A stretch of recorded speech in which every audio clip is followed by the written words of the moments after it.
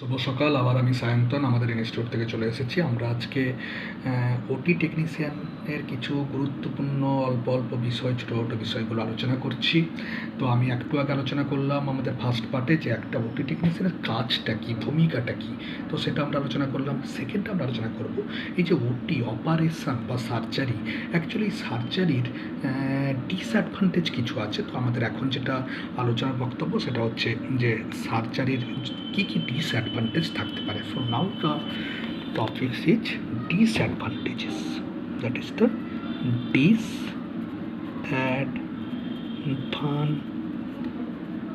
disadvantages of surgery, any type of surgery. আমরা সার্জারির classification একটা দেখবো পরে। সার্জারি বিভিন্ন টাইপের হয়, minor surgery, major surgery, moderate type of surgery, so any type of surgery.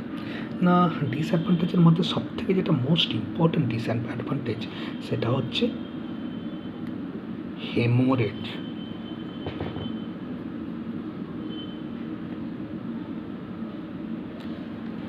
No, obviously একটা জায়গায় টিস্যু যখন ড্যামেজ হবে তখন ওখানে লোকাল যে ব্লাড ভেসেলগুলো সেগুলো কিন্তু ছেদন ঘটবে।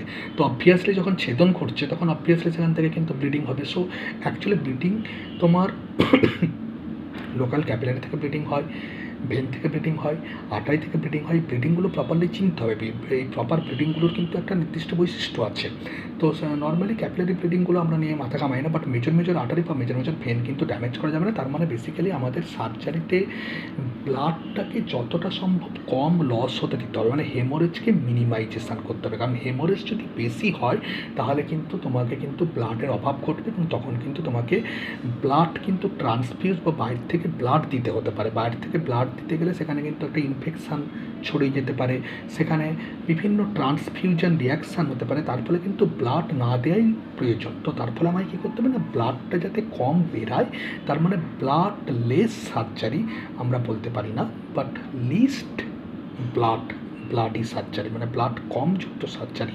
কারণ ব্লাড কম বেরালেও তুমি কিন্তু সার্জারি মানে লালের মধ্যে খুঁজে নেওয়া, সমস্ত লাল তার মধ্যে খুঁজে নেওয়া।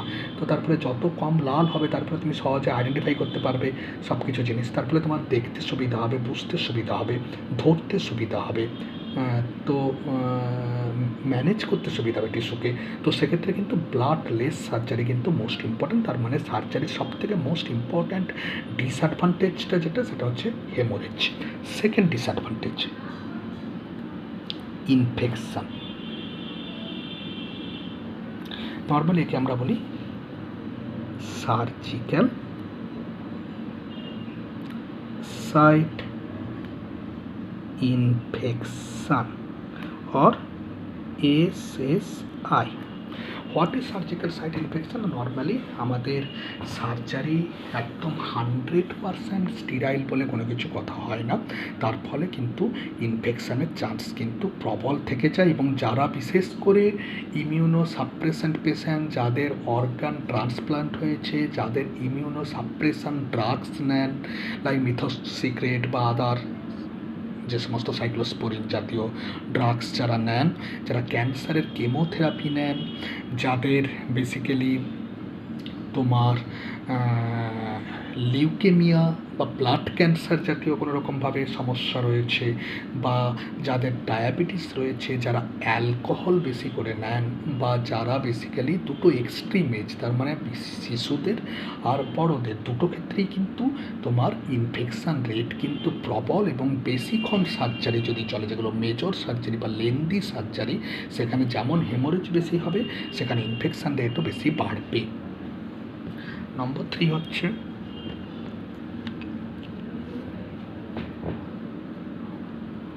পেন। সার্জারি মানেই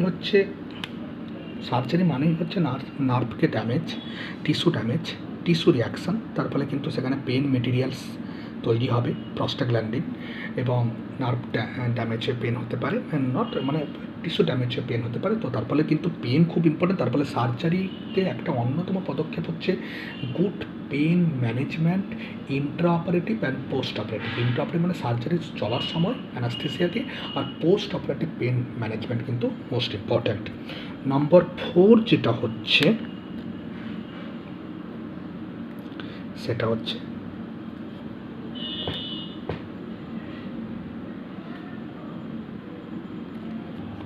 অবভিয়াসলি সার্জারি হলে সেখানে টিস্যু লস হচ্ছে, ভলিউম লস হচ্ছে, এবং সেখানে তোমার ভলিউম লস হলে সেখানে একটা কসমেটিক্যালি একটা ডিসপ্রুভমেন্ট একটা দেখা যাচ্ছে।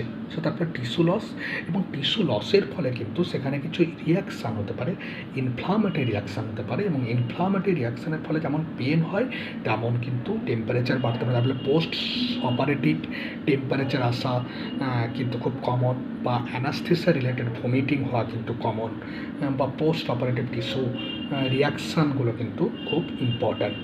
সো তার ফলে টিস্যু লস। তারপরে যেটা হচ্ছে, দ্যাট ইজ মোস্ট ইম্পর্ট্যান্ট,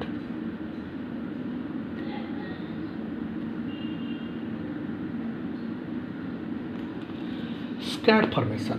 স্ক্যার মানে হচ্ছে একটা আগলি, দেখবে কেটে যাওয়ার পর একটা কালো ওখানে ফাইবার ডিপোজিশন হয়, কোলাজেন ডিপোজিশন হয়, ফাইবার ডিপোজিশন হয়ে যে একটা স্কার ফর্মেশন হয়, এবং স্কার ফর্মেশন হয়ে কিন্তু কন্ট্রাকচার হয়, তার ফলে কিন্তু ডিফর্মিটি হতে পারে। তার ফলে স্ক্যার ফর্মেশন যতটা সম্ভব এড়াতে হবে। কী করে এড়ানো যায় না, স্কার ফর্মেশন এড়াতে গেলে ভালো মতন করে একটা আর্টিস্টিক সার্জারি, সার্জারি হচ্ছে একটা art and science, artistic surgery. Second হচ্ছে যিনি সার্জেন তার কিন্তু দূরদর্শিতা। নম্বর 3 হচ্ছে tissue handling, most important, gentle tissue handling. Number 4 হচ্ছে যতটা সম্ভব কম টিস্যু লস করব। নম্বর 5 হচ্ছে পোস্ট অপারেটিভ কিছু ম্যানেজমেন্ট রয়েছে। তো এগুলো কিন্তু স্কার ফর্মেশন, এবং সিউচার যে সিউচারটা বা সেলাইটা করবো সেটাও কিন্তু আর্টিস্টিক ওয়েতে করা উচিত, যাতে স্কার ফর্মেশন না হয়। তাহলে সার্জারিটা অন্যতম ডিসঅ্যাডভান্টেজ হচ্ছে স্কার ফর্মেশন।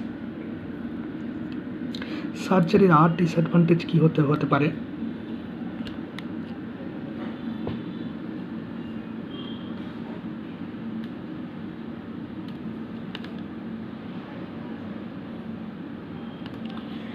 অ্যানাস্থেসিয়া রিলেটেড সার্জারিতে বিভিন্ন রকম সমস্যা হয়। পোস্ট অপারেটিভ নিউরাল প্যারালাইসিস হতে পারে, কার্ডিয়াক অ্যারেস্ট হতে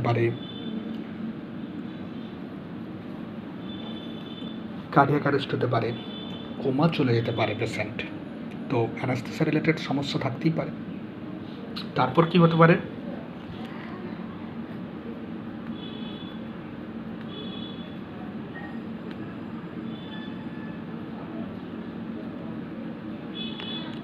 ইকোনমিক্যাল লস। অবভিয়াসলি সার্জারি একটা বড় পরিকল্পনা, সেক্ষেত্রে কিন্তু টাইম নষ্ট হচ্ছে, তাকে অনেকদিন রেস্ট নিতে হচ্ছে, তার পয়সা খরচ বেশি হচ্ছে, সে ইনকাম করতে পারছে না, ইকোনমিক্যাল লস। সো যেটা classical disadvantage of the surgery. তার ফলে আমরা সার্জারি কিন্তু সবসময় লাস্ট অপশান। একটা রোগের ক্ষেত্রে 3টে অপশান, আগে তুমি কনজারভেটিভ ম্যানেজমেন্ট করো, তাতে যদি না কমে তাহলে মেডিসিন অ্যাপ্লাই করো, তাতে যদি না কমে ফাইনাল সার্জারি ডিসিশন নাও।